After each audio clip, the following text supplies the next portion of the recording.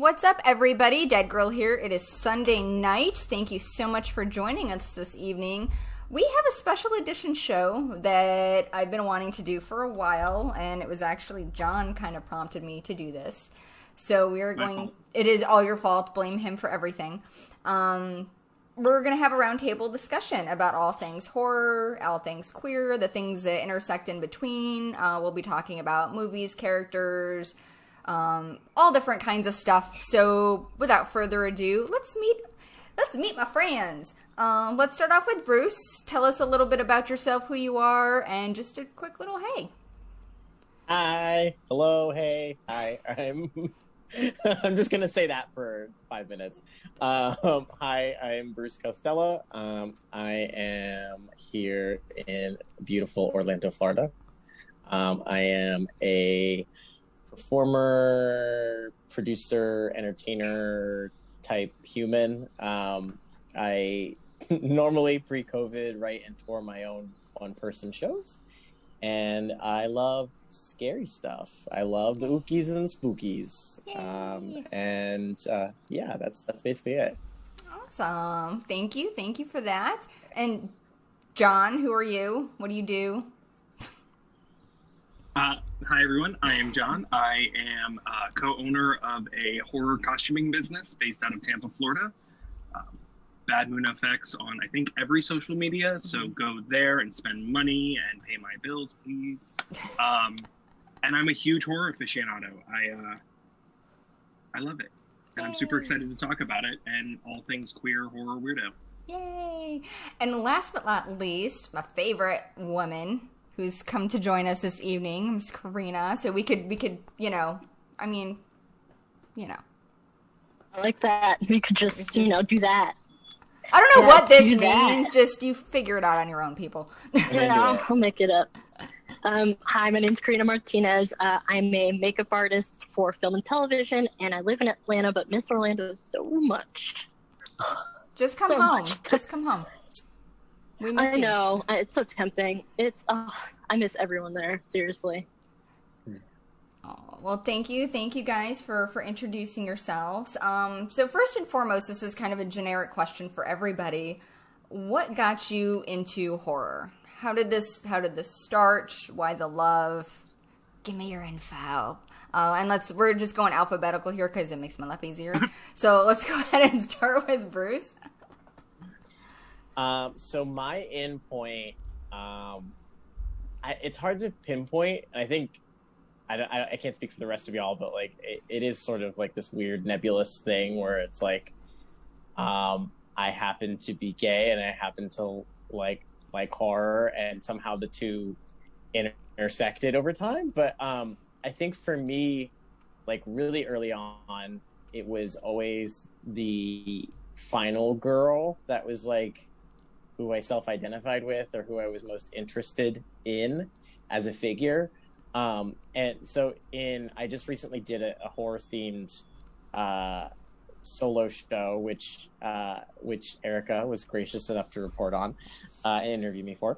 But the song I closed out with was a parody version of Girls Just Want to Have Fun, which I titled Final Girls Just Know When to Run. And so it's it like that idea that like, and this is going to get a little brainy, whatever, but like the idea that like these people that are in, a less than stellar situation or are like disenfranchised, like they make the best of the situation and they find their power in that situation.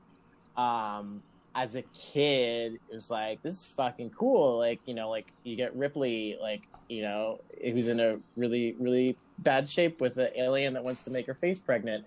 And, turns that shit around. So I for me as a kid, it was always those figures, and the way that the villains as well. Like, you get that always is that like villains are queer coded or whatever, and I'm sure we'll get into that too. Yeah. But like, I mean, Freddy Krueger, especially Nightmare on Elm Street 2, right? Like you can't help but sort of like want to be the like mustache twirling, like, I don't know, the goofy person who gets away with it all. So somewhere between the two is where I live. I don't know about the rest of y'all, but Awesome. Well, thank you. What about you, John? Yeah, it was kind of the same.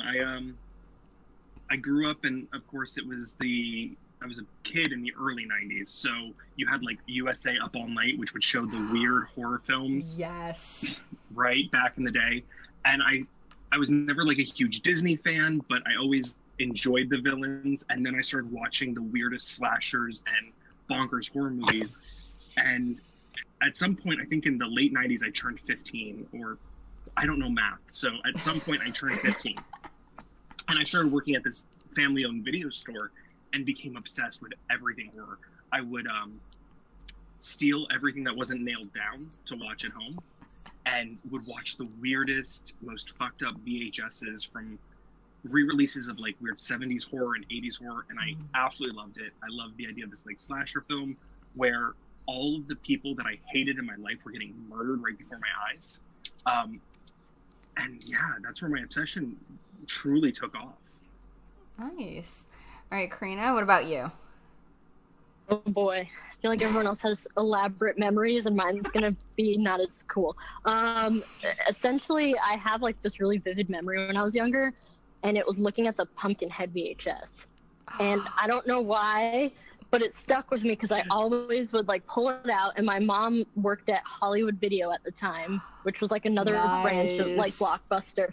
Yeah, so she was like a big cinephile growing up, and she basically was like, you can watch whatever you want if you're comfortable with it. Nice. And I watched Pumpkinhead when I was like a baby, basically. And she genuinely was the one who got me into all like the 80s slashers. I remember like my first real memory, like as a kid, I got into Nightmare on Elm Street, and I was screaming the whole time, and she was like, you asked for it. So ever since then, I've just been incredibly into it, and especially, you know, with the whole makeup aspect of it, that was always what pulled me more than anything. So yeah, I like the name drops of like Blockbuster and Hollywood Video. Like mine was like a Video King. It was this Video King in this podunk shit town that I grew up with in upstate New York. And the horror section was so cool because it was a house. It was this creepy ass facade, and it actually had a French porch, and it had like a Chucky doll sticking out the top, and you could walk in, and that was the horror section. And I was there every night just hanging out, and they were like, you're like not supposed to be here. You're like little. You gotta go, kid. Yeah, I was like, no, I'm not leaving. And like my mom would never rent anything, but I would always like run straight to the horror, and I would just kind of like hang out in that section because it looked so appealing. That was such a cultural touchstone too, to like echo what Karyna was saying. It was like I remember especially like the era of like hollow VHS covers, like, you know, like the Jack Frost or whatever or something like that. Oh my god, yes. It was like you would get something based purely on the VHS box, and even if it was shit or it was great, you wouldn't know. But damn if it didn't have a cool cover, like. But that's all that mattered. As long as that cover was awesome looking, you wanted it, and it was half the time shit, but it was okay because it looked cool.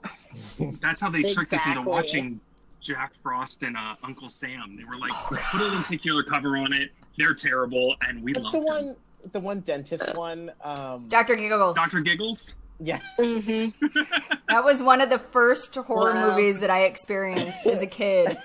And I absolutely loved it. And it has stuck with me, like, to this day. It's phenomenal. So, there are so many questions. So, I know, like, everybody has their favorites. What particular films did you kind of gravitate towards throughout, you know, your youth and growing up into becoming, you know, who you are? What were the type of movies that you went for, you know, right off the bat? I know this is, so I'm not going to say that I originated this idea because I'm sure I'm regurgitating this from somewhere. So shout out to whoever came up with it. But it's the idea that a lot of, and not everyone has this experience, but I know that I have, like, you know, growing up as someone who is queer, you don't have your history necessarily fed to you in the same way that, you know, at school they're not about to talk about like the gay rights movement or like queer history Right. throughout time. Like, if anything, they go out of their way to be like, they were roommates, it's fine. So, but in that same way, I think like you sort of learn to be this kind of investigative journalist almost. So you have to like, I've found that like growing up, I would seek out things that represented me or like that I could identify with, because there wasn't that representation in media as much.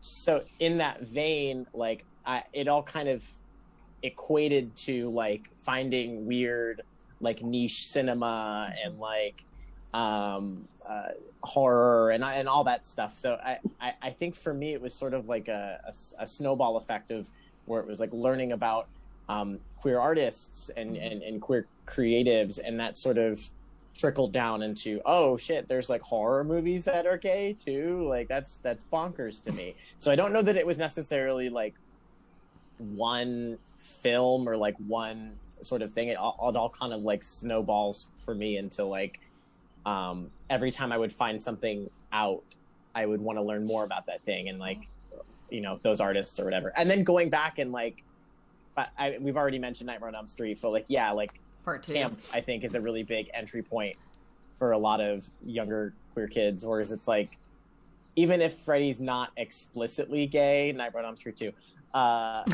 it's still pretty gay. Like like he doesn't just like cut your head off. He like turns you into a cockroach and traps you in a roach motel. Like that's some like super theatrical. Yes, you Right, become a it's part very, of like, his body. It's very arch and camp, and I think the camp sensibility is also kind of a gateway into that gay shit. Yeah. Wait, what was the question? We're talking about what movie? What were the type of, like, you can go genre if you want, like, type of horror films that you kind of found yourself gravitating towards, you know, throughout your years? Oh, yeah. So mine was always either super campy films, a lot of, like, John Waters kind of bonkers underground stuff, or also straight up slashers. I love a good slasher. I love a bad slasher. I love... If it is horny teenagers and a masked something, I will watch it. Yeah. It doesn't matter what it is either. I got on this weird on Amazon Prime recently. I only watched clown-based horror movies for a good week. And so I watched Clownado and Clown of the Dead, and none of them are good. But if it was a masked person as a done. I don't give a shit. And I think the first one for me, I had seen all of them, but when Scream came out in 1990 something. Yeah. It was early 90s. That changed. Yeah. 96, 94? Something like that. I'm terrible with math and numbers. That's okay. When that came out, it changed everything for me. I became hopelessly addicted to just the idea of slashers. Well, that was a whole different ballgame because you had that relationship between the two killers in that film that was very, very gay. That they weren't totally saying it outright, and they didn't have to, because the way that they played that out, it basically said it. And I don't think people quite realized that back then, as much as if you were to go and rewatch that film now. No, but I think for like us kids, if you watch that film for queer kids, right, you watch that and you're like, oh yeah, they touched it. Yeah, they docked. However gay sex works, I don't know. Still in the dark about it. High five. There you go. But yeah, I mean, you talk about relationships now where people are getting more into the idea of like bromances and heterosexual men showing affection, and more heterosexual men are getting on board with, I can hug my friend and it not be like faggy. Right. Or I can touch their butt and it's fine. Yeah. Even not in a dumb, jokey way, but just showing affection the same way queer people and often women show each other. And at the time, like little, however old I was like, oh yeah, they're gay. I don't care who slept with who. They are madly in love with each other. Yes. They definitely were, and that was something that was very, you know, as you said, blatant if you were a kid growing up and you were gay. If you were straight, you kind of missed it, or maybe you wanted to miss it, if that makes sense. But yeah, it was pretty loud and clear to me. Just saying. What about you, Karyna? So, okay, just to reiterate, is this just the question was what type, like what, like the genre of horror? You can go genre if you want, or you can go towards, Okay. the type of movies that you generally would like. John was slashers, Bruce was more of like, Okay. whatever spoke to his heart and his Let's soul. see. Ooh, that's gonna be a loaded one. I want to say, I lean more to. Would it be like creature feature? Would that be what it's called? Like where it's predominantly like a monster in it Yes. or something like that? Mhm.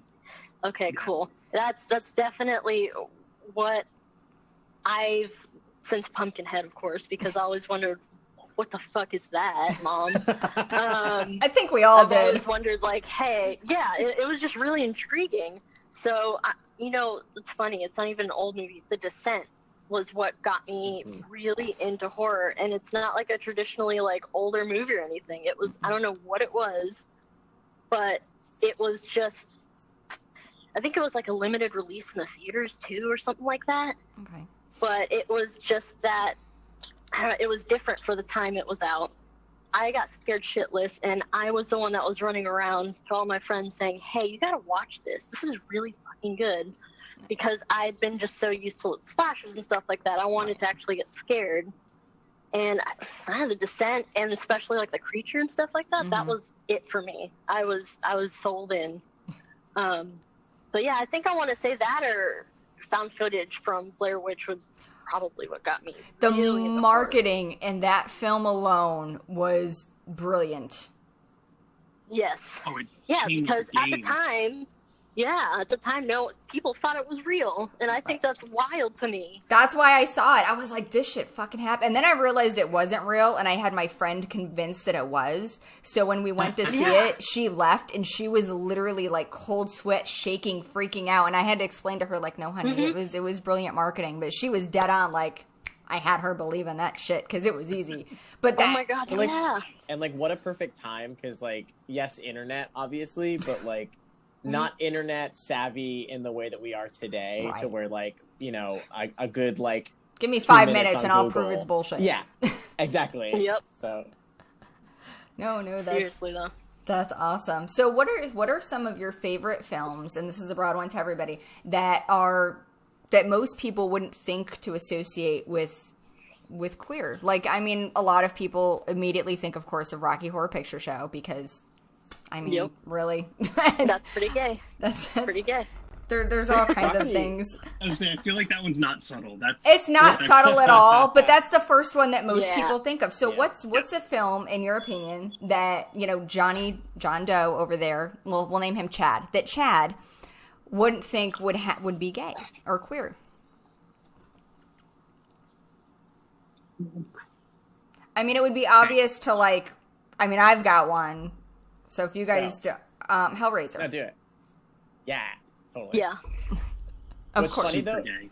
I think I mentioned this on when we interviewed. Like, I only just recently was like, oh fuck, yeah, actually, like, I don't know how I didn't put, but like a group of leather-clad individuals are trying to Exactly. like, get Yeah. you to commit to a life of Yes. eternal hedonism. Like, of course it's fucking gay. Like, duh. Like, but And I mean, look at Clive Barker. Yeah. right. hmm A lot of people tend to forget that Clive Barker is super duper gay. Yes, he Uh-huh. is. And those people need to buy Like- one of his books because immediately Oh, absolutely. it is blatant. Then you look at like Hellraiser. It's not just like this BDSM gay thing.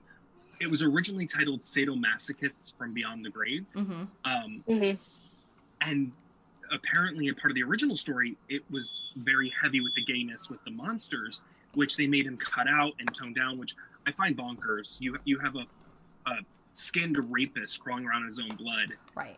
And you're but going to tone two down monsters some. can't kiss. Yeah. No, I think there's a lot of horror that is explicitly gay. There's a lot of horror that's subtly gay. I know we brought up Nightmare on Elm Street 2, Yes. which one of the first male scream queens, the first queer scream queen, gets blamed for the entire destruction of the franchise which I think is bonkers. It's absolutely ridiculous. Even though he didn't write the S&M scene in, like, it's just an actor. Right. Anywho, Aliens, the whole Alien franchise is explicitly very queer. Yes. Yeah. The one that makes me so happy that people lose their minds about is Bride of Chucky and Seed of Chucky as somehow destroying the Child's Play universe. Because Seed of Chucky is explicitly very queer. And everybody talks about it as this thing like, oh no, they added in this possibly trans doll, and how dare they, the series went off the rails, completely forgetting that the creator, Don Mancini, is gay as shit. Right. And has alluded to sexuality in every one of the Child's Play films. And yet somehow fanboys lose their mind when it's explicit. Because for some of them it ruins, and I hate to say it this way, but for some of them it ruins that fear aspect that I mean, not that Chucky was really scary because he's a doll, let's face it, but I think for some of them it took that fear away. Or maybe it made it more real because maybe it was touching base on something inside that they just didn't want to admit. Well, and that's, I think audiences are more savvy now in a way. Like I think there is less like, as like queer culture just becomes culture, like I think people are less resistant to the idea of queer readings in their media. Like I think people are more just by virtue of like people know that people live like this, or that, you know, that there are people out there, they have friends or whatever that are like this. So like, of course, like media is going to reflect that.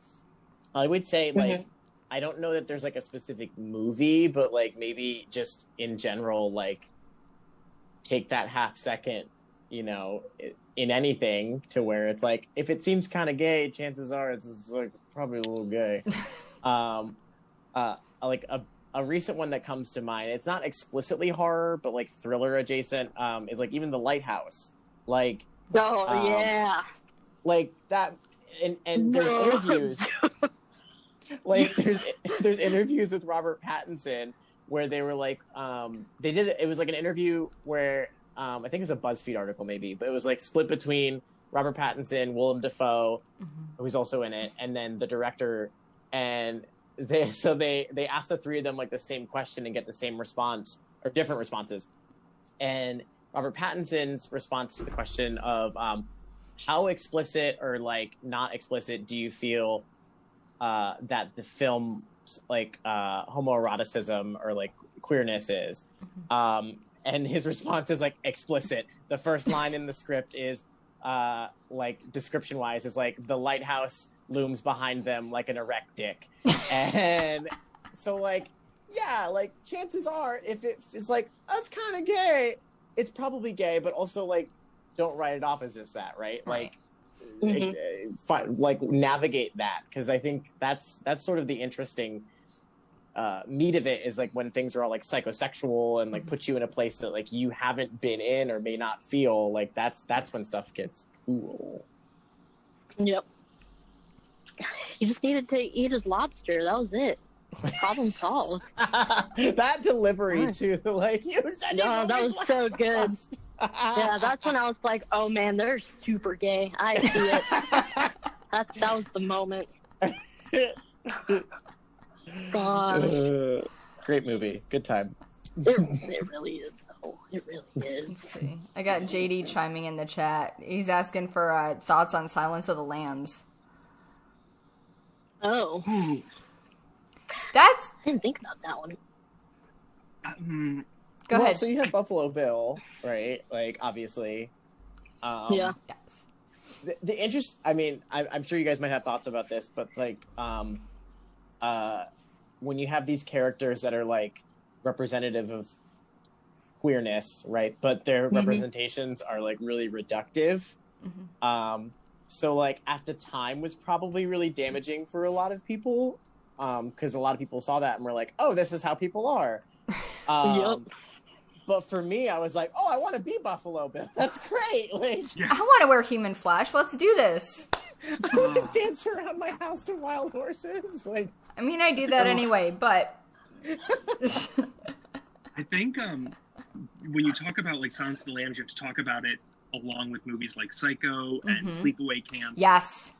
And it's exactly the thing like Bruce was talking about. That might be for some people their first introduction to, we're not even just talking about gay people, but they assume it's queer and gay, but that might be their first introduction to trans people. Right. And cross-dressing. And it's a really scary introduction to trans identity for a lot of people, because that's what you take away as a permanence. You take away the mental disorder. I'm sorry, you take it away as a mental disorder, to clarify. I don't necessarily know if I count Buffalo Bill as explicitly queer. I'd have to rewatch it because I don't think there's a conversation about that. Although the skinning of the great big fat people, I love that line. Is she a great big fat person? I don't know. I think mental disorder and queerness are not the same. Right. And it's weird to lump them in that way with an assumption when that character's never potentially written that way. But I've also never read the book, so I don't know. Okay, that's fair. But you brought up some great points with, like, Sleepaway Camp. I mean, that was a whole other issue with her crazy-ass aunt making her become a her, basically. You know, and of course, the whole movie, you're like, this poor little girl, and then you're like, holy shit, there's Dick! At the very end of it. And I mean, if you have not seen it yet, suck it up, spoilers. It's happening. Oh, man. Spoilers for Sleepaway Camp, just in case. In case you don't know. Just saying. But yeah, that's very different from something like Psycho with Norman Bates, where like his mother is dead, so he kind of takes on her persona and goes batshit and just starts, you know, killing hot chicks that come to stay at the hotel. So it's definitely a very different way to look at it. I think we also have to be careful to, because I know before leading up to this video, I was seeing some chat in comments when you would post links to the video, and people talking about that they've never even considered the topic of queer horror. I think it's very important to note when we talk about things like Psycho, the queer community is divided as to whether or not Norman Bates is a queer character. The actor most definitely is queer. Right. But Norman Bates himself was attracted to women and didn't know how to handle it. That thing, because his mother was always shaming that. Yes. And after she dies, he takes on that role due to a mental disorder. But we're confusing now sexuality and sex and fetishism. And for a lot of people who don't understand queer identity, those are not connected. Right. So straight men can still wear women's clothes. That's cross-dressing or transvestitism, which is not the same thing as transsexual or transgender. So it becomes really weird. And when we talk about movies, if it looks a little queer, it's definitely queer. Be careful that the fetish isn't the same thing as the identity. Right. Very good point. And it just is interesting, like, how all of that, like, kind of coalesces on top of itself, too. Because then it's like, you have these figures that, like, take on a meaning, but then, like, you evaluate it further, and it's like, well, do they really? Like, so, I think as viewers, we have to be cognizant of, like, what our takeaways might not be the same takeaways as, you know, for example, like us, like today, like we people growing up today have maybe different experiences than we had when we were younger. Right. So we might have to like latch onto these like imperfect figures, right, and try to see value or merit in them when in fact they're just like terrible, reprehensible characters that like aren't redeemable. But like, because there is that crumb, that iota of like self in it, we're like, oh, like this is me, I see this, which is a whole nother weird form of like, you know, representation that we have to evaluate, probably that scholars will probably look into down the line. But I think it is fascinating that there is that attraction in the queer community to these like larger than life figures, because that's kind of all we got up to a point, really. It was all buried in subtext, and this was just text. Exactly.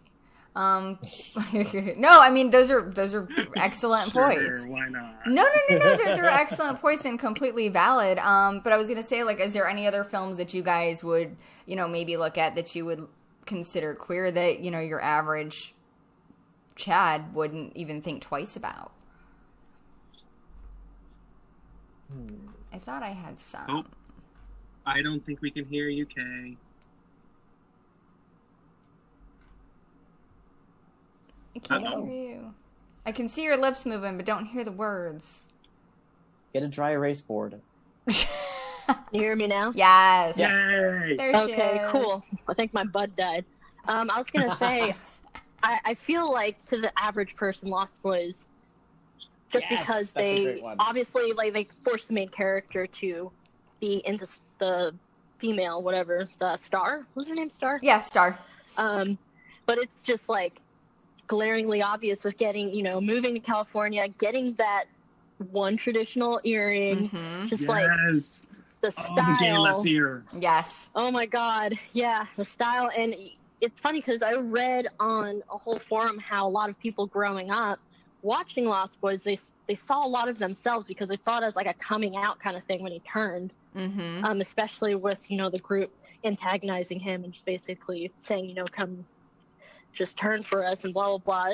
Definitely, I didn't see that before when I was growing up, of course, but I can see that being not glaringly obvious to normal people. But I mean, there's also saxophone guy. You can't really be saxophone guy. Oh. That right there is just like, hey, let's put this dude in oil. Let him have a whole concert by himself. That's straight. There was so The much real oil. protagonist. Oh my The god. real protagonist of the film. Like, Yeah. totally, he became a slip and slide of my dreams. Oh my and God. into the it. ringlets too, like Yes. like And the Shirley motion. Temple could never. Can we talk about that hip movement as he was playing? Yes. Oh, that was mesmerizing. I'm just sad we didn't see like death metal take a shift in that direction, right? Like, why don't we have more Oh. saxophonists in 2020? Right? I mean, that was pretty cool. That was pretty cool. I'd love a greasy saxophonist in every metal song from now on. It needs It's to be a just part of the thing. band description. Yes, they're like, do you have a bottle of baby oil and a saxophone? You don't even That's need to right. play it. Just put your lips on it and pretend that you're playing Yes. it, and then just do the motions, and it's fine. Stop. My When gosh. we talk about those kind of things, though, I think you're right. It's not just Lost Boys, but I think a lot of like vampire movies Oh my god, yeah. Mhm. Yes. super queer, and some of our oldest representations of queer identity in film that people don't like to remember go back to the 30s, 40s, 50s, and 60s. Almost always with vampire films. You had, what was it, Dracula's Bride. You had Lair Yeah. of the White Worm. Worm. You had all of these super, especially lesbian, vampire Oh, yeah. stories. Oh yeah, and Oh yeah. They were pretty much Karyna all approved. lesbian. yes. What's funny though is that that's kind of how it broke down. Though the lesbians got the vampire films, and gay men got weird workout videos and magazines that were, if you've never seen them, from the 40s through the 60s. There were a Cheesecake. lot of there were a lot of men's fitness magazines where it was just two greased up bodybuilders in thongs holding each other. And Yep. Mhm. I think they operate in the same zone for vampire films in the 60s. It was very lesbian and not even subtle. It was wink, wink, nudge, nudge, where it could pass to the American middle ground audience. Right. But lesbians in the seats were fully on board. I mean, it's still Well, the like, same once- now with even some of the newer, vampire Yeah. films. There is still that huge, Oh, yeah. huge, lesbian aspect of them. I I feel mean, like Queen once- of the Damned. Oh, totally. Oh my god, Aaliyah. Yes. Oh yeah. Wow. Molto bene. Yeah. And I mean, all the Anne Rice anything, like, independent yeah. of the films. Lestat, hmm Like, just saying, in the books. All of them. Yes. All of them, very, very much so. And even, like, John Carpenter's vampires. Like, our lead, badass was a woman. And she was very sexual with, John the other Carpenter's chick. vampires. Yes. Okay, is this the one with, side note, this is with that asshole, right? What's Oh, his name? James Bon Woods. Jovi. No, it's James, wait, which one is James Woods in? Bon Jovi was in John Carpenter's Vampires. I don't Okay, I don't never remember one with James Woods. James Woods did a vampire film that I just watched recently. Very old. He's a piece of shit, so don't go to him. right. But there's a scene very early on where he's trying to be like the quintessential 80s badass. So he has a machine gun on his hip, wearing the tightest jeans ever. And it is evident that they are stuffed. And he's like posed and he's talking. And I've seen enough fake dicks and fake packages in my life that I wanted to tweet James Woods, but I don't want to give him any recognition. Right. How fake his dick is. I love it. Not what I was thinking, though. I need to figure out what this one was. I'm going to Google it while you guys figure out what I'm talking about. Oh my god. Yeah. Well, then you have, like, the slasher films, too. So, like, you know, for the most part, lesbians got vampire movies, but the men got a lot of the slasher films. For the most part, up until some more recent. High tension. Yeah, baby. High tension. Heck yeah. That was one of the earliest that I was like, oh, fuck, okay, cool, gay, yeah, no, like, but like, gay. Yeah, even like, though they made her like a crazy lesbian. Doesn't matter. It was still pretty cool. I was still fine with it, yeah. Yeah, a lot of people argued that too. They were like, why would they make her crazy? And I'm like, because it's a movie. Because it's not real. So for those of you that have not seen High Tension, massive spoiler alerts, our lead villain is a woman. And the start of that movie, it's such a mindfuck. That film is, because in the very beginning of that film, you are straight up convinced it's a guy because he's getting head from head. Like, he has a severed head in his truck, and he is getting some head and just tosses it out the window, and then, you know, goes along, and then you meet, you know, your two female leads who are lovely, lovely women and, you know, into each other and all the goodness. And then one of them just fucking... I don't even know how to say it. She just, she's hot, but she just Watch the movie. It's so good. It's so good. It is. It ages pretty well good. too. Oh, Yes. Yes, I agree. Even if it's a subtitle, because it's French. Yes. Neo-horror. The subtitles are fine. Like, they know when to talk, which is the very, like, first 10 minutes. And then after that, it's just a straight-up slasher where there's almost no communication. It's just these women being tortured. And it's beautiful. I love it so much. And it's so gory. It's so surprising. I did not expect the half of the things that they did in that. I did not either, and I was so happy about all of it. Well, you Seriously. touch on this idea about, like, who the lesbian turns out to be in that film, and I guess we've already spoiled it. Whatever. But for people new to queer horror, you're going to see, especially for young queer kids, but non-queer people who start noticing queer stories, we're always the villain. 99% of the time, queer people are the killers or the rapists. The Miss TV show, I don't care if I spoil it, it's a terrible show. But there is a queer character that starts in the very beginning as like the super gay best friend, makeup. And at the end of the show is still alive at the end of the first season and turns out to be a rapist, which caused the whole thing to happen because he raped his female best friend. It's disgusting. Wow. I went through 12 episodes, and that story part came out in the finale halfway through, and I was like, oh, click. I don't care how this ends. But when you watch horror, we're always that kind of bad thing, unless we're one of those super fucked up victims. Yeah.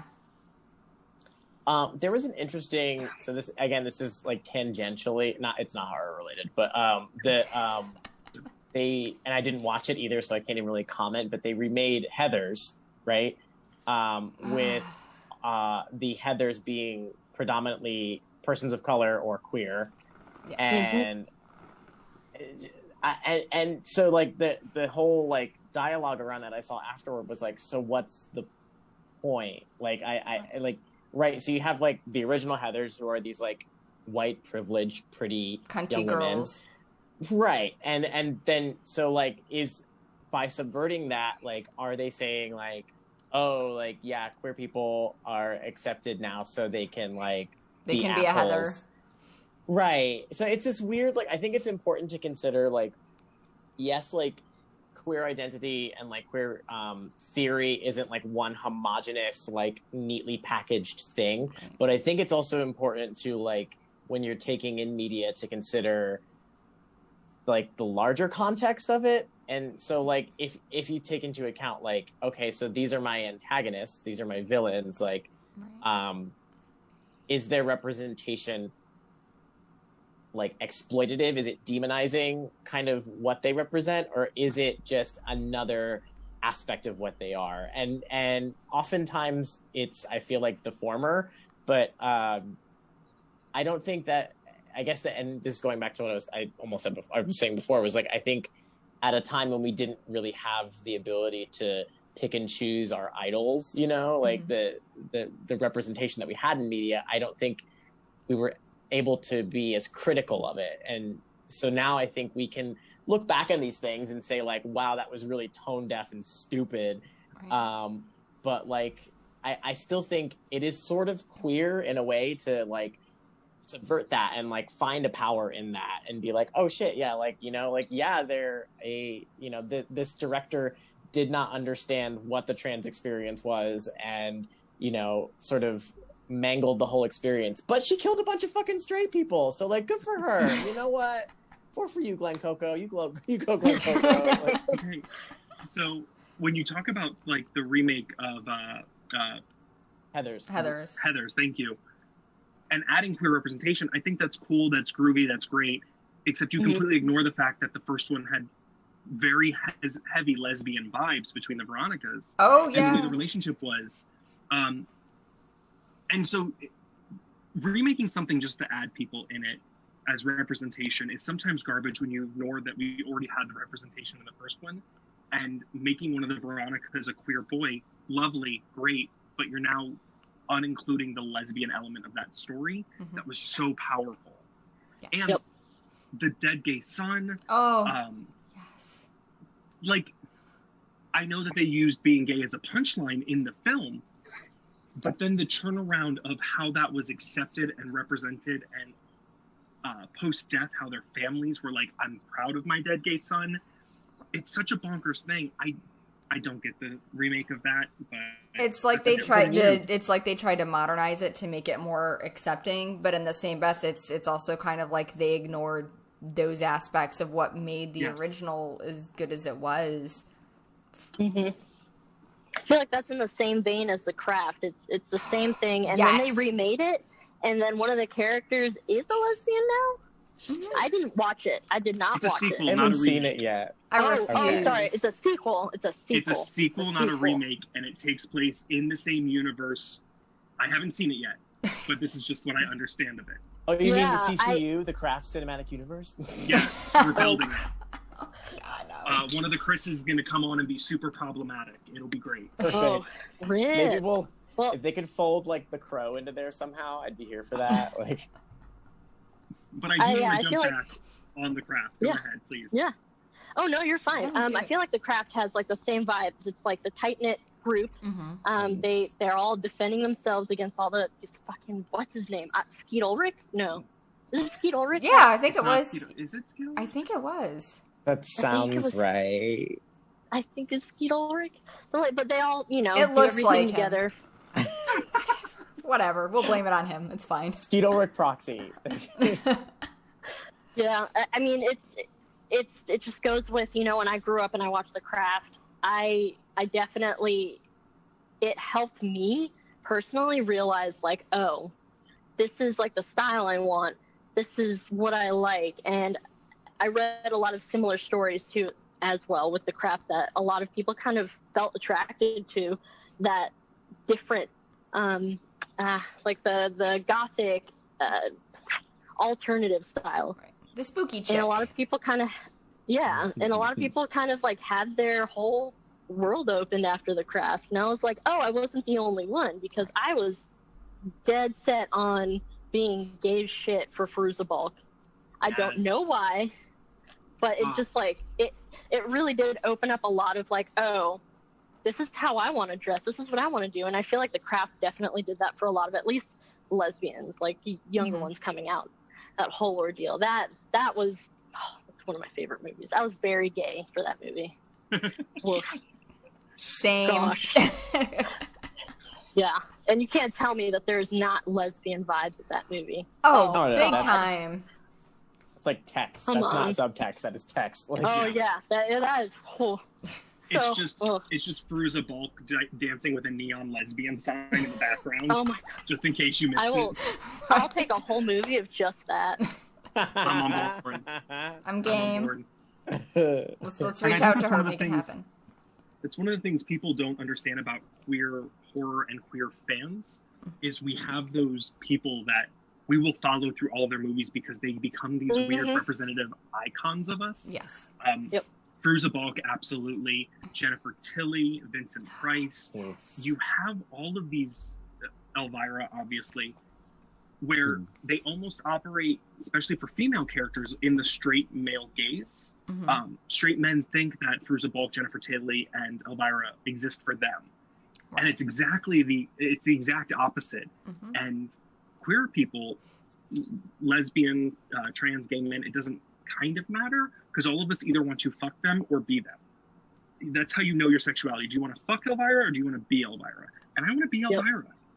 Or both. Or both. Totally acceptable. Just saying. Both. I was a Wear both. her skin. I was a both, all right?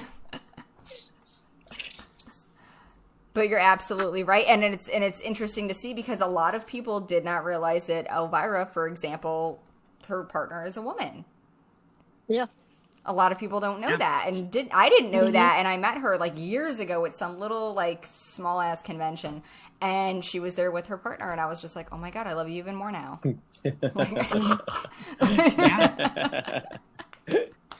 It's so wild. So it's like, haha, dash those hopes and dream men. Just saying. Right.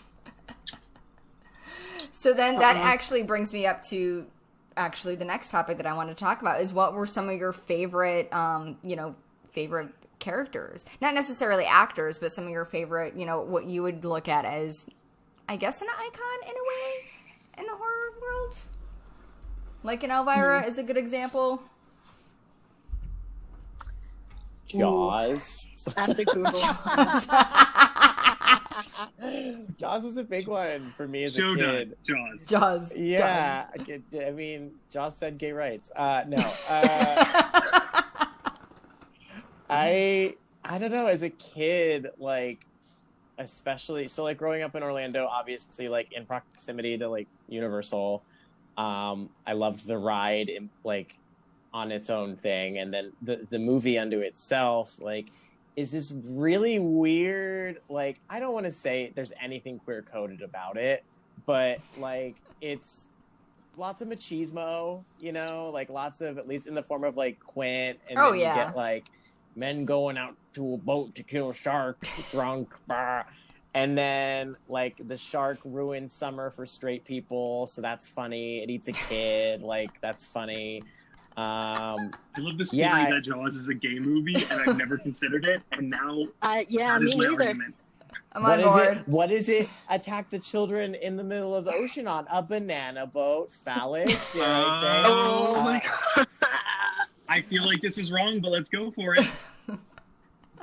I got my PhD in bullshit. They should have mentioned probably Jaws earlier when it was like movies that got me into horror, but like I do. Jaws has a soft spot for me, and problematic animatronic sharks on movie sets, like that, I can relate to that too. So yeah, Jaws for sure.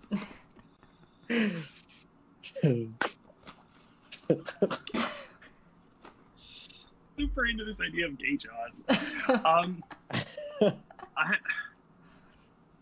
I think my first memory of having that kind of character was always like Freddy Krueger, because I know I've already mentioned it, USA Up All Night. Yeah. That was one of their go-tos. Any of the Nightmare on Elm Street was just constantly played on there. And I always thought he was so cool because he had the best punchlines and drama and... Except for the first one. In the first one, he was legit, like, he was scary as shit. Yes. Like, he was scary. The second one is truly the darkest of the entire franchise. Oh, it is. It bothers me that so many straight people refuse to give it any credence as acceptable, because it is when he sets the guy on fire. Yes. It is one of the most fucked up slasher films of that genre, and it tried to do something super dark, and the only reason it didn't work was because the first guy was gay as shit, whatever. But I knew I wanted to be Freddy Krueger. Like, I was convinced I was going to be Freddy Krueger. I'm going to murder the people I don't like and say something quippy and do a costume change. And I do all of that now without the murder. And I'm so close. I'm just so close. I love you, but no. No murdering. There's like jailing things. It's not fun. Unless you're a shark. Yeah. Unless you're a shark. Facts. Unless you're Jaws. Oh no. Good old phallic Jaws right there. I'm never gonna be able to watch it without thinking, oh man, that boat is phallic. What the hell? It's a dick. Shit, Bruce. Gobbling them up. You're welcome, folks. What about you, Karyna? So we're talking about characters, right? Yes. All right, so,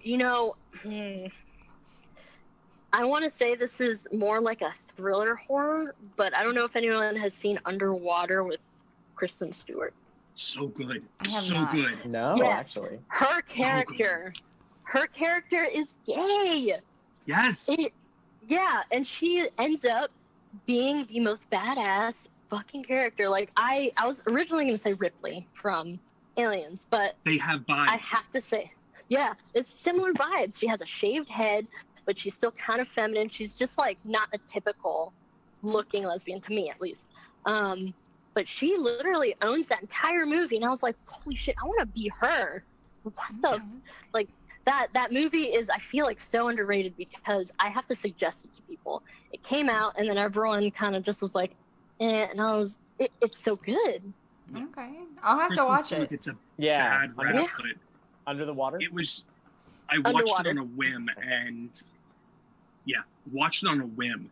Like, didn't know what Yes. to put on. Was flipping channels, and was like, "Fuck it, it's a Kristen Stewart movie, Under the Water." I was thinking it was gonna be like Deep Blue Sea, like we were gonna. Oh, no, God. Oh God, that- yeah. No spoilers because it's not. It's super good, but that movie kicks off within seconds of the screen coming up. Like, there's not a slow build. It is movie time. Let's go, and it stays at that tension. Ooh. It is. I would say that her character in that movie is the closest we would ever get to a modern day Ripley from the 80s. Okay. Yeah, exactly. Yeah, and for the same reason that Ripley is a lesbian icon, yes, Kristen Stewart in that movie, besides the fact that Kristen Stewart is a lesbian, is great. Yes, and they don't hint at it at all. There's like, I'm pretty sure it's a picture or something of her and her girlfriend. And I was like, oh fuck, there it is right there. They're not just like hinting at it. It is right in your face. And that immediately was like, all right, cool. She's officially in my book, and she doesn't die well, shit, spoilers, but doesn't die at a certain point. God. They My kill bad, Dumbledore. I'm gonna have to find it now. spoilers. Yes, it's so worth it. I'm so sad that it didn't get more credit at all, because it blew me away. I was like, wow, how did this not get like crazy popular? Sold. Cool. Awesome. But yeah. Awesome. And I guess I have two final questions. So the first one that I had for all of you guys is, why do you think that queer people are drawn to the horror genre? Ooh, that's a good one. So I talked a little bit about this in my show also, like when referencing the idea of like the final girl or whatever. But I do think it's like, for a lot of queer people, like I am clearly a very privileged human in as much as I am a cis white male that, has no mobility problems or disability or anything like that. So like I go through life pretty easily. Like I don't have to worry about necessarily passing or anything like that until I start talking. But for Heidi, hi friends, neighborinos, and so for I think a lot of whether it's someone who is trans or is non-binary or is maybe just lives in such a way that they are not easily incorporated into like the heteronormative sort of hegemony or whatever. You know, I think for a lot of people there is this sense that like living and going out and living their life authentically is like putting on armor, essentially. Like they have to, you know, galvanize themselves to like be alive. And that's fucking brave, and that's fucking incredible. And I commend anyone whose lived experience is that. And so I think there is the sense of that, at least where I get my identification to the final girl, is like, you know, these are people who are taking their circumstance and like flipping it on its head, and they're saying no more of this. Like, I am rising to the occasion. I am defeating the villain in essence. And I like, this might be a little saccharine or maudlin or whatever, but I do think there is the sense that like there is incredible courage in that. And I think for a lot of queer people, like, existence is courage. I don't know that that is true for everyone, but that's me pouring some out for my homies who are doing the damn thing. I think queer people are drawn to horror. When you look at the experience of queer, I think it's a two-part thing. One is like the campiness of 70s, 80s, and 90s, and it's not just queer, but like villains. If you look at the heyday of the Disney movies with Jafar and Scar, they're all super gay. And they're all super campy and flashy, and queer kids are drawn to that. They're drawn to this thing that's big and it's self and it's real and it's not secretive and closeted and closed. And the other part of this, I don't know how true it is. I'm post 30, so I don't know how true it is with kids today, but when I was growing up, everything you saw about being gay was awful. It was this horrible thing. And gays are these dark, devious things that live in the dark and are going to come out and give you HIV and get you addicted to drugs. And then you watch slasher movies and horror movies and monster movies, and you know inside you're this queer character who can't tell anybody because you know what they're going to think of you. And you're seeing those same kind of representations on screen as the villains. They live in the shadows, and they're dark, and they're esoteric, and they're flashy, and you're like, that's who I want to be, that's who I love, because they kind of get to win. It's really bizarre.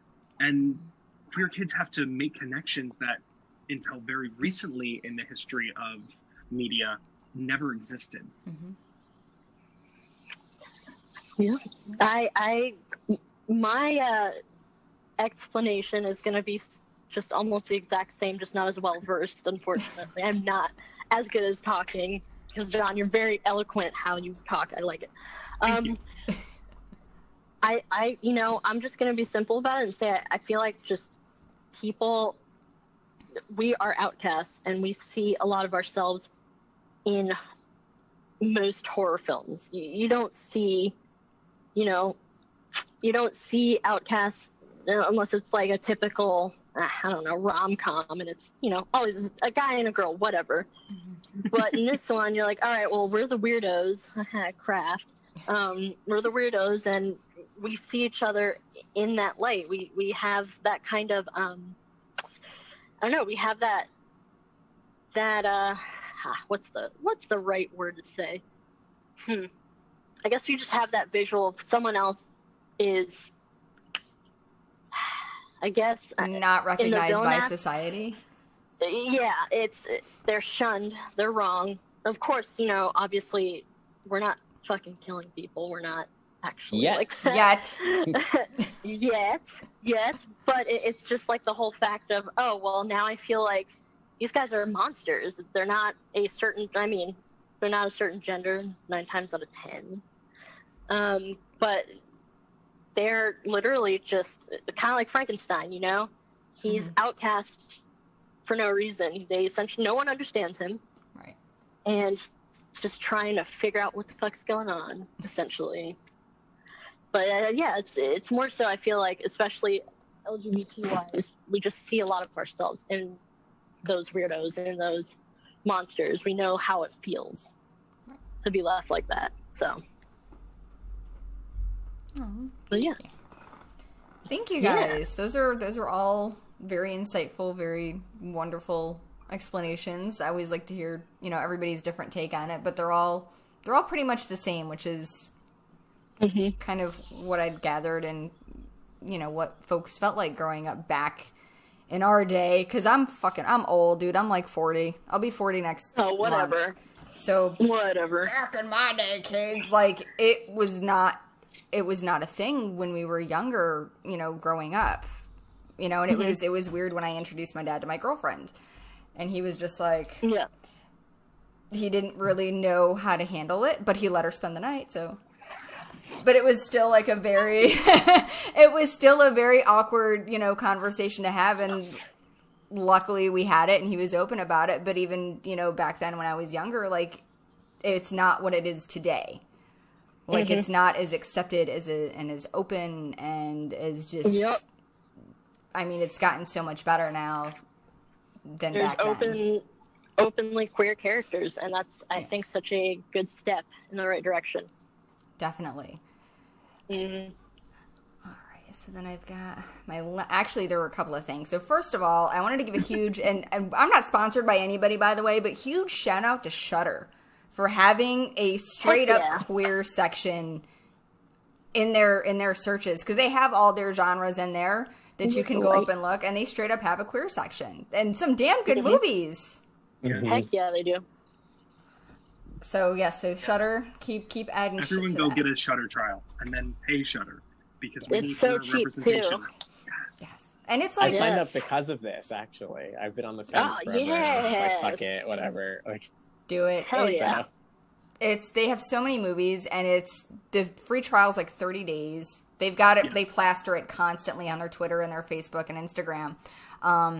But they also, it's like $5. It's cheap as shit, and it's And totally they have worth live channels. Yes. Like, Yes. you can't beat that. it. No, and they have, they should give us memberships for They this. should. right, like Shudder. If you're listening, just saying, hook us all up. I'll settle for a swag bag. Like, give me a Oh, heck yeah. towel. I don't know, whatever they do. Keychain. Give me a phallic object from Jaws. Yes. Just Shudder Give me a on it. banana Done. boat that's branded. That sounds There you great. go. Yes. Like a know, black right? banana boat. Okay, 2021 goals. There you go. Make it happen, Shudder. But they're phenomenal. So yeah, definitely check them out. Their queer section is amazing. They've got a lot of good stuff. They have the documentary on there about Nightmare on Elm Street 2, which is fantastic and heartbreaking at the same Very time. So good. And they've got a lot of really good movies under there too. They also weird plug on Shudder. We're talking a lot as a group about like queer representation as coded, but if you want to see actually queer horror written by queer Explicitly. people, directed by queer people, about queer experiences in horror, where the queer person isn't automatically a gross villain, Shudder's a great place to start. Their dedicated queer section, which I believe they use LGBTQIA plus section, Yes. has those films that are written and directed and produced by people that we want to represent us. So if you want to see explicitly queer films, that's a good place to start. Yes. Yeah. And they're all fantastically, and the ones that I've seen so far have been awesome. So I'm really excited to delve more into it. Some of them are super artsy and are exhausting. Some of them are great. Yep. Some of them That's are my MySpace bio. Super artsy and exhausting. but great. All right, now I gotta ask, what are your guys' top 3 queer horror films? This is my last Each have question. Actually, each top 3? I lied. This is my second to last question. Now I had 3. Yes. I think we're on the second to last question for like 4 questions. I know. super I'm sorry. Okay, so what are your? This is each. So each of you can pick 3, as opposed to trying to pick 1 because that's not fair. So what are all of your top 3 queer horror films? Are we doing in order? Uh, Okay, I guess I'm whoever's talking got about it and wants to go first, go. I know Mulholland Drive's on mine. Heck And yes. I have a hard time knee-jerking some other ones. I'll say, well, and Mulholland Drive, because Mulholland Drive, I mean, it's Oh, yeah. great. Oh, It's, yeah. That's good. It's hot, too, which is also great, but also repulsive. Also my MySpace bio description. I don't know that I can do three off the top. That's an easy one for me because Okay. that's like a back pocket. Like that's a top 5 movie anyway. It just happens to be queer. If you guys want to go, we can circle back around to my other 2. Okay. Now that I've stalled sufficiently for you guys to come up with some. Clever. I've already said at least one of them, which is Scream. Yes. Slumber Party Massacre tends to be a really big favorite of mine for solid lesbian representation, written and directed by a woman from a woman's perspective of a slasher, penis phobic as fuck. It's wonderful. And then I think the last one would be Hellraiser. The entire Hellraiser franchise, all of Clive Barker's work, it's all super duper gay. Mm-hmm. Hell yeah. Oh man, Master of Illusions is peak gay for me though. Yes. So good. So, So good. so good. Top 3. Okay. Let's see. Definitely Jennifer's Body. I'm always gonna say that one because it's funny as shit and it still stands up. I recently watched it not too long ago and it's like, wow, this is literally still pretty Good. fucking funny. Yes. Yeah. Aside from that, it's gonna be High Tension. That's always like my top go-to no matter what. I love High Tension. And of course, I already talked about it, Lost Boys. Lost Boys is probably one of my favorite movies. Yes. All of them. I agree with all of these. They're all wonderfully amazing films. All right, Bruce, Okay. we're circle back to you. Do you have 2 more? Okay. You I got will it. say, just because I brought it up recently, Stranger by the Lake. It's really good. Haven't seen it yet. I haven't seen it yet either. It's Yeah. there is male ejaculate, but you know, Is there that are the Stranger by the Lake? Is just a pile of cum? that's the whole movie. Heck yeah. Shit, I spoiled it. Shit. Damn it. It's a bunch spoilers. of kids, and they're on an action. No. Self-censored. And then I will say, because I mean we have brought it up, but the second Nightmare on Elm Street, just because it is legitimately terrible and great. Like it is like such a product of its time in so many ways. But I can't help but like it has that like so bad it's good, like Birdemic. I'll put Birdemic on there too. That's my number 4. Are we also claiming Birdemic is a queer horror film? Yeah, so birds come and fucking like just ruin like the heteronormative. So all birds are gay, basically, from that movie? Yeah. So are we going with not- all animals that attack straight people So as being a gay The movie? difference is these birds are 16-bit, so they They are, and Ooh. they're bad. Heck yeah. and like a Oh, really God. ham-fisted like global warming like allegory. Come on, what's gayer than that? That's so true, though. I never thought about it. Good I point. I also never thought about it, but I'm going to be controversial and say I don't think it's true. I mean, there were worse movies. There were movies that I would suggest less than that in 2020. How's about that? Well, Fair. Ooh. There's a line from, I think it was American Dad, where someone says, "Not all gay people are monsters, but all monsters are gay." Yes. And I'm super into it. put it on a t-shirt. Yes. Yes. Yes, put it on a t-shirt. Yes, please. Make it happen. All right, I just thought of another question, but I'm going to stop and go with my last one, because damn it. I keep adding things, because I'm like, ooh, wait, there's more. We need to do this again so that we can go into more things. Sure. Because this Yes. has On been board. fun. Huh? We could do like a more dedicated, like pick a specific movie or something like that. Yes. Yes. Yes. I would kill to do tell everyone to watch The Craft and let's talk about the Yes. The original, lesbian wait, let's preface this. The original Craft, not the sequel or remake. The Whatever Why the not hell it's yeah. called. I'm sorry, the sequel. Yeah. Because I'm not paying for the sequel. I just won't do it. It's not happening. Are they releasing it like cinematically, or is it? Yeah. like, No, how they is- already released it digitally. Yeah, it's a Okay. VOD. Yeah, Okay. hmm I'm not But doing it's also Yep. like $19, and I don't know if I want to give them that much money right this second. I don't. Yeah. No. I'll wait. No. I'll wait. Not for something I plan to hate watch, right? Exactly. Yeah, right? No. I'll wait till like Shudder gets it, Right. and then I'll watch it. or Netflix or one of those other Heck services. yeah. We'll wait for that one. So do you guys have any recommendations that if somebody's looking to either, you know, maybe expand their movie watching or maybe take a better look at queer horror, would you recommend the ones that you guys have mentioned as your top threes already, or is there any other ones that you guys would recommend someone take a look at? I Jaws. think if you want to understand the terror and confusion and self-hatred and weirdness, because being queer as adults is completely different than being queer as kids. If you want to understand that perspective, which also explains sometimes our sense of humor and style and bonkers attitudes towards life, watch, and we keep talking about it, but I beg you all to watch it with good eyes. Nightmare on Elm Street 2, watch it from the main character's perspective, because for a lot of us, especially 70s to late 90s, that was our experience coming out. That was our experience with other gay people. We were terrified. We felt like we had something wrong with us, inside of us. That's a really sad answer, and I'm sorry. It's not a sad answer, though. I think it's a fair answer. I feel like Neon Demon's a good suggestion. Mm-hmm. Yes. Neon Demon's pretty good to throw in there, and it's pretty underrated too. Yes, it's so good. It is good. Oh, yeah. Party. In the same vein, you've got some really fun ones. You've got All Cheerleaders Die. Yes. Yeah. Yes. Oh my Yes. God. Yes.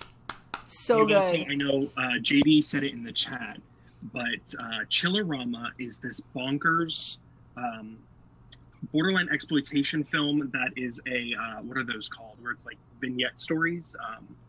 Is that what they're called? Like creep show? Yeah.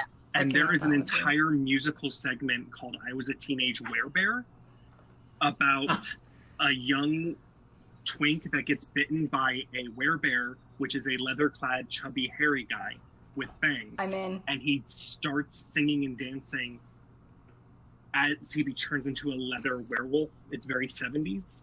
And most of the cast is gay porn stars. And if you want to watch a gay horror film that you don't want to feel sad about, it's a lot of fun. I'd throw in, again, these are both like halvesies, but The Strange Ones is a really good film. Oh yeah. Yeah. It, again, I wouldn't describe it as a traditional horror. It's more psychological thriller, ambiguous. Yeah. Really, like it's a very. I was very moved by it. I found it to be very like plotted in such a way that was also pretty queer. But I think it's a pretty interesting representation of like queer desire. And then also hearkening back to John Waters, to anyone who's wanting to hop in, I always suggest that people skip Pink Flamingos, because that's the one that people always like hearken to. But Female Trouble is a much better entry point. Yes. And I think is a much it's trying, but in a way that's pleasant, if that makes sense. Like You could also include like Serial Mom if you yes. Yes. Or like even I recently rewatched Cecil B. Demented, which isn't horror. It's not horror at all, but it's dumb and it's funny and It's good. loud. So good. Yeah, I have a lot of love for that film. So that would be if you're looking to see like, and then if you're feeling like an art hoe, which, you know, who doesn't? Persona is also like again pretty trying, but like lesbian and like black and white and Swedish and like why not, right? And then follow that up with Mulholland Drive for like a double identity crisis situation. If we're talking art house, and you want to see queer films that are in the same vein as art house John Waters, but are kind of explicitly queer, and you don't mind a little bit of full frontal nudity, anything by Bruce LaBruce is absolutely tops. But So more much specifically, wiener. so much wiener. Yes. Bruce LaBruce also hires gay porn stars for his films, so be aware. As opposed to I Was a Teenage Werebear, where there's no nudity, these often have wieners and sex scenes, but they're unashamedly queer. And you've got Auto We're Up with Dead People, which is a brilliant zombie love story. But then you also have his movie LA Zombie, which is a traditional zombie horror film in line with like Romero's work. That also is a hardcore gay porn. But I promise it's better than that, and I believe they have edited versions that you can find where they kind of cut out some of the gay sex and more stick to the horror. It is gruesome, it is bloody, it is violent, and it is unabashedly queer. Nice. Heck yeah. Awesome. Well, thank you guys for talking with me this evening, and for of course, the recommendations, and for your time, and for chatting about all these lovely films that... Of course. Yeah. Is there anything that you guys want to plug before we go? Is anybody doing anything? Got anything coming up? Ooh. I know it's weird times. Nothing for me. Yeah, it's very odd times. Everyone wear a mask. How about that? Yeah. I'll plug that. Just wear one, please.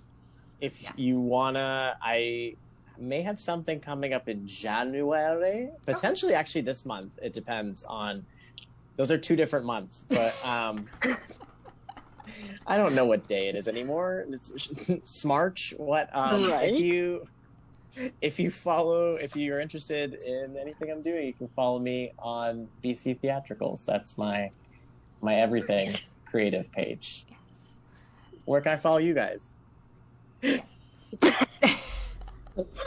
I mean, I just have Instagram, and it's I post a little bit about my makeup stuff, but it's Hellcat Carey with K's. There's no C's, so you can follow me on there. Nice. Thanks for the owner. Right. You can follow my business work, because again, we own a costume and prop company at Bad Moon FX. If you like the kind of stuff I talk about, which tends to be queer and horror constantly, you can follow me on Twitter at Fagenstein, spelled exactly like you'd expect. And also... 2 G's? 2 G's. 2 G's.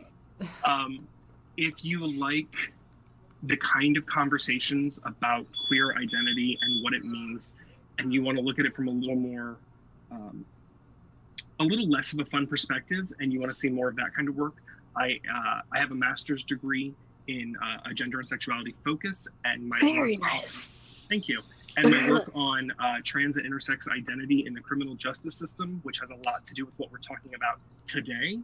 And right now is published in a book in 2021. So you can message me and I'll give you a link to that. What the fuck? Why didn't you lead with that? Fancy pants? Yeah. Because it makes me sound pompous and I get embarrassed. No. Listen, we love you.